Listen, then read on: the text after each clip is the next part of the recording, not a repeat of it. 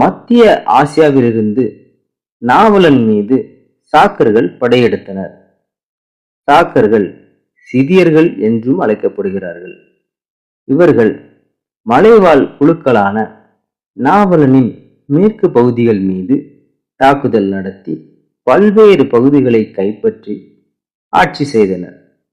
சாக்கர்கள் வலிமையான குதிரைப்படை கொண்டிருந்தனர். சிறந்த போர் உத்திகளையும் கையாண்டனர்.